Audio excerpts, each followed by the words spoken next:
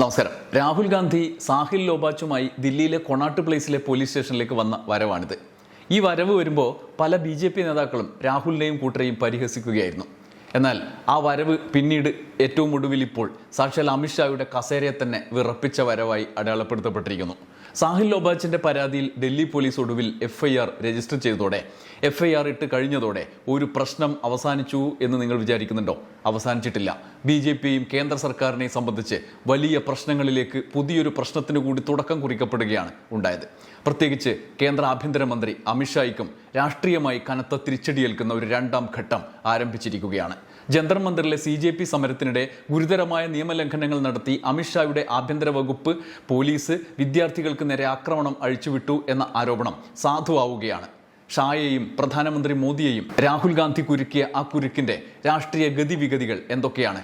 നമുക്ക് ഈ വീഡിയോയിലൂടെ പരിശോധിക്കാം. 3 കാര്യങ്ങളാണ്. ഒന്നാമതായി, രാഹുൽ അമിത്ഷായെ പെടുത്തിയത് എങ്ങനെയാണ് എന്നുള്ളതാണ്.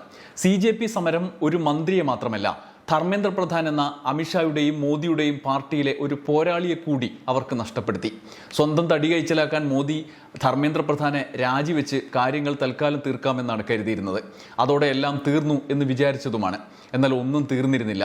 അത് മറ്റു പലതിൻ്റെയും തുടക്കമായിരുന്നു. പിന്നീട് വന്ന മന്ത്രി, ആ മന്ത്രിയുടെ തുടർച്ചയായിട്ട് ആ വകുപ്പിൽ ഏറ്റവും ഒടുവിലുണ്ടായ ചോദ്യപേപ്പർ ചോർച്ച, അതുമായി ബന്ധപ്പെട്ട വിവാദം, നെറ്റ് പരീക്ഷയുമായി ബന്ധപ്പെട്ട് കേന്ദ്ര സർക്കാരിനെ കൂടുതൽ കുരുക്കിലാക്കി എന്നത് ഒരു ഭാഗത്ത്. അതിനപ്പുറം ഈ സമരം രാജ്യമാകെ ഏറ്റെടുക്കുകയായിരുന്നു എന്നുള്ളതാണ് ഒരു കാര്യം. CJP സമരം കഴിഞ്ഞ് വന്നതോടെ ഈ കഴിഞ്ഞ 10-12 വർഷത്തോളം തുടരുന്ന തങ്ങളുടെ അപ്രമാദിത്വത്തിന് മേലെ ഏൽപ്പിച്ച ആഘാതം എത്രയാണ് എന്ന് BJPക്ക് ഇപ്പോഴും ആലോചിച്ചിട്ട് പിടികിട്ടിയില്ല. മോദിയുടെ ആ അപ്രമാദിത്വം അവിടെ തകർന്നു വീഴാൻ ആരംഭിച്ചു എന്നാണ് എതിരാളികൾ ഇപ്പോൾ വിലയിരുത്തുന്നത്. പാർലമെന്റിൽ നിന്ന് ഒളിച്ചോടേണ്ടി വരെ വന്നു. അതും കഴിഞ്ഞ് രാജ്യമെങ്ങും എതിർപ്പുയർന്നു. RSS പോലും പിന്തുണച്ചില്ല. പാർട്ടിയിൽ JP നഡ്ഡ ഒഴികെ ആരും ഷാ മോദി കൂട്ടുകൂട്ടിനൊപ്പം നിന്നില്ല. ഒടുവിൽ പാർലമെന്റ് സമ്മേളനം തീർന്നപ്പോൾ വീണ്ടും എല്ലാം തീർന്നു എന്നാണ് കരുതിയത്. എന്നാൽ പോലീസിന്റെ അതിക്രമത്തിനെതിരെ കേസെടുക്കാതെ തടി കൈച്ചലാക്കാം എന്ന പദ്ധതി പക്ഷെ പൊളിക്കപ്പെട്ടു.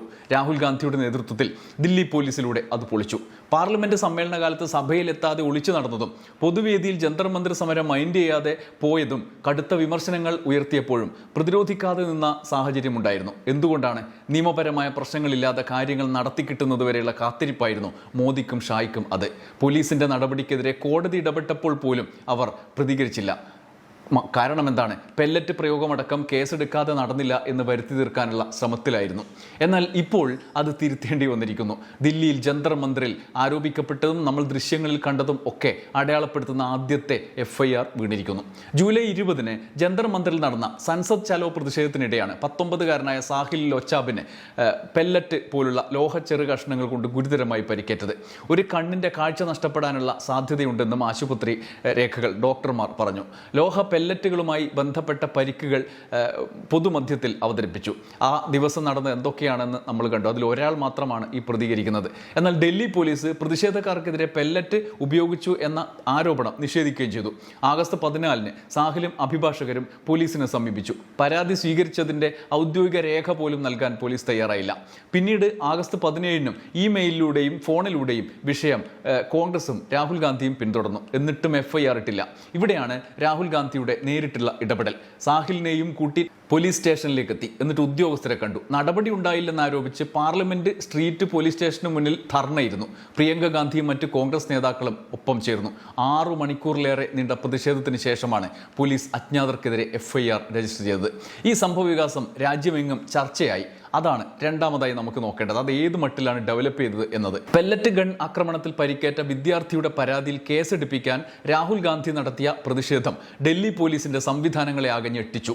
രാഹുലിന്റെ നീക്കങ്ങളും നിശ്ചയദാർഢ്യവും അളക്കുന്നതിൽ പരാജയപ്പെട്ട ഡൽഹി പോലീസ് അദ്ദേഹം ആവശ്യപ്പെട്ട കാര്യങ്ങൾ അംഗീകരിച്ച് കീഴടങ്ങുകയായിരുന്നു. തികച്ചും നാടകീയമായിരുന്നു അതുവരെയുള്ള സംഭവങ്ങൾ. ഇന്നലത്തെ സംഭവങ്ങൾ വലിയ ചർച്ചയായത് ഏത് മട്ടിലാണ്? ഇന്ന് നാടകീയമായ ആ സംഭവങ്ങളെക്കുറിച്ച് മാധ്യമങ്ങൾ റിപ്പോർട്ട് ചെയ്തിട്ടുണ്ട്, മാതൃഭൂമി റിപ്പോർട്ട് ചെയ്തിട്ടുണ്ട്. അതാണ് നമ്മൾ ഇനി വായിക്കാൻ പോകുന്നത്. സാഹിൽ ലോച്ചാബുമായി ആദ്യം രാഹുൽ ഗാന്ധി മന്ദിർ മാർഗ് പോലീസ് സ്റ്റേഷനിലെത്തി. എന്നാൽ മുകളിൽ നിന്ന് നിർദ്ദേശമുള്ളതിനാൽ കേസെടുക്കാനാവില്ലെന്ന് ഉദ്യോഗസ്ഥർ അറിയിച്ചതായാണ് രാഹുൽ ഗാന്ധി പറഞ്ഞത്.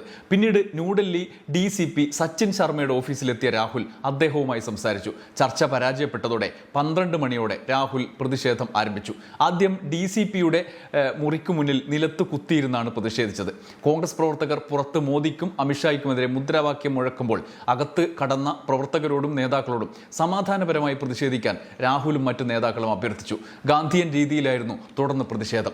പിന്നീട് രാഹുലും പ്രിയങ്കയും സാഹിൽ ലൊച്ചാബും സാഹിലിന്റെ അമ്മയും 4 കസേരകളിലായി DCP ഓഫീസിന്റെ മുന്നിലിരുന്നു. ചർച്ചകൾക്കായി പോലീസ് അധികൃതർ ക്ഷണിച്ചപ്പോൾ പ്രിയങ്കയാണ് അതിൽ പങ്കെടുക്കാൻ കൂടുതലും അകത്തേക്ക് പോയത്.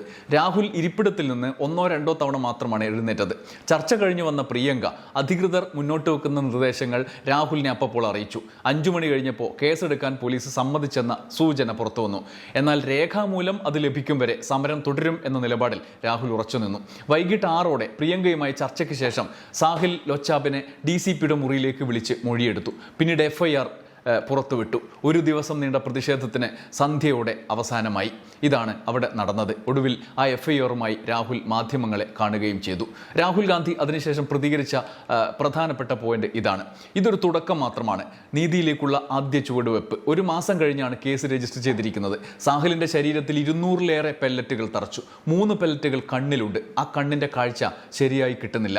ഡൽഹിയുടെ ഹൃദയഭാഗത്തുള്ള പോലീസ് സ്റ്റേഷനാണ്. ഇവിടെ പോലും നീതി ലഭിക്കുന്നില്ല. ഒരു ഗ്രാമത്തിലെയോ ചെറിയ നഗരത്തിലെയോ പോലീസ് സ്റ്റേഷനിൽ എന്തായിരിക്കും അങ്ങനെ ആയപ്പോൾ അവസ്ഥ എന്ന് ആലോചിച്ച് നോക്കൂ. ഇന്ത്യയിലെ ഓരോ പൗരനും അമ്മയ്ക്കും അച്ഛനും വേണ്ടി നീതി മാത്രമാണ് ഞങ്ങൾ ആവശ്യപ്പെട്ടത്. അമിത്ഷായും ആഭ്യന്തര സെക്രട്ടറിയും അന്തിമ അനുമതി നൽകിയ ശേഷമാണ് കേസെടുത്തത്. FIR ആരാണ് തടഞ്ഞു വെച്ചത് എന്ന് അതിൽ നിന്ന് വ്യക്തമാകും എന്നാണ് രാഹുൽ ഗാന്ധി പറയുന്നത്. ഇനി എങ്ങനെയാണ് BJP ഇതിനെ മറികടക്കുക? ഒരു പ്രതിരോധത്തിന്റെ കാര്യത്തിൽ BJPക്ക് ഇപ്പോൾ തന്നെ വലിയ കുഴപ്പത്തിലാകപ്പെട്ട രാഷ്ട്രീയ സാഹചര്യമാണ്. അവിടെയാണ് ഇനിയുള്ള BJPയുടെ നീക്കം എങ്ങനെയെന്നുള്ളത് പ്രധാനമാകുന്നത്. നമ്മൾ ഈ വീഡിയോയിൽ മൂന്നാമതായി അവസാനമായി നോക്കുന്നത് അതാണ്. അമിത്ഷാ പെട്ട പെടലാണ്. ഡൽഹി പോലീസ് കേന്ദ്ര ആഭ്യന്തര മന്ത്രാലയത്തിന്റെ ഭരണ നിയന്ത്രണത്തിലാണ്. അതുകൊണ്ട് തന്നെ ഡൽഹി പോലീസുമായി ബന്ധപ്പെട്ട ഗുരുതരമായ രാഷ്ട്രീയ വിവാദങ്ങൾ സ്വാഭാവികമായും ആഭ്യന്തരമന്ത്രിയുടെ ഓഫീസിലേക്കാണ് എത്തുന്നത്. രാഹുൽ ഗാന്ധി ഇതിനെ അതിലും നേരിട്ടുള്ള രാഷ്ട്രീയ ആരോപണമായി മാറ്റി. FIR രജിസ്റ്റർ ചെയ്യാൻ ആഭ്യന്തര സെക്രട്ടറിയുടെയും കേന്ദ്ര ആഭ്യന്തര മന്ത്രി അമിത്ഷായുടെയും ഫൈനൽ ഒക്കെ ആയിരുന്നു എന്നാണ് അദ്ദേഹം ആരോപിച്ചത്. FIR രജിസ്റ്റർ ചെയ്തതോടെ ഡൽഹിയിലെ ജന്തർ മന്ദിർ സമരത്തിന് നേരെ പോലീസ് നടത്തിയ പെല്ലറ്റ് ഗൺ ആക്രമണം സംബന്ധിച്ച ആരോപണത്തിന് ബലം ലഭിക്കുകയാണ്. സുപ്രീം കോടതിയിൽ നിന്ന് തന്നെ ഇത് സംബന്ധിച്ച് നടത്തിയ പരാമർശങ്ങളുണ്ട്. ഈ സാഹചര്യത്തിൽ കോടതി നിരീക്ഷണത്തിന് മുന്നിലേക്ക് ഈ കാര്യം വീണ്ടും എത്തപ്പെടും. FIR ഇത്ര 1 മാസത്തിന് ശേഷം രജിസ്റ്റർ ചെയ്യപ്പെട്ടത്, അതിനുമേലുള്ള കോടതിയുടെ കമൻറ്റ് പോലും ശ്രദ്ധേയമായി മാറും എന്നുള്ളതാണ്. അതിൽ BJPക്കും അമിത്ഷായ്ക്കും പ്രധാനപ്പെട്ട ഗുരുതരമായ പ്രത്യാഘാതങ്ങൾ ഉണ്ടാക്കുന്ന സാഹചര്യം സൃഷ്ടിക്കപ്പെടും.